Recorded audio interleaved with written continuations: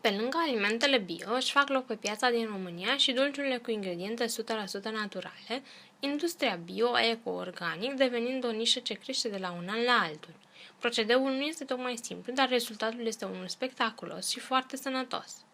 De ce nu sunt bune dulciurile rafinate? Componenta de bază a dulciurilor găsite pe rafturile magazinelor este zahărul rafinat. Acest tip de zahăr nu face altceva decât să creeze dependență. De aici se ajunge foarte ușor la obezitate. Pe fondul obezității apar diverse probleme la pancreas. Acesta poate dezvolta boli cardiovasculare, deficit de calciu și diabet.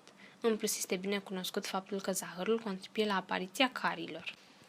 De ce să alegem dulciurile bio? Dulciurile bio sunt acele produse care au la bază zahăr nerafinat, uleiuri care nu sunt procesate și care în general nu conțin niciun fel de aditivi alimentari, niciun fel de arome, substanțe chimice ori nocive pentru organism.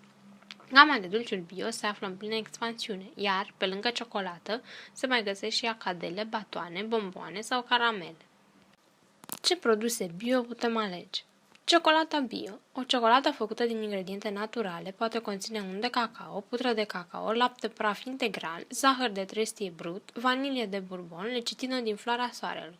După preferință, aceste produse pot avea și stafide, alune, nuci sau arahide. Fiecare produs poate conține urme din toate tipurile de nuci și grâu, iar ingredientele sunt obținute din culturi controlate organic. Baton bio cu miere și susan. Semințele de susan conțin calciu, magneziu, fier, zinc, fosfor, vitamina B și fibre. De asemenea, mai conțin cupru și mangan, ingrediente esențiale în menținerea siluetei. Geleuri bio. Ursuleț din fructe fără gelatină. Produsele de acest gen conțin sirop de porumb, zahăr nerafinat din trestie de zahăr, agent de gelifiere, suc de fructe concentrat, acidifiant, natural, extras din fructe și plante, agenți de separare.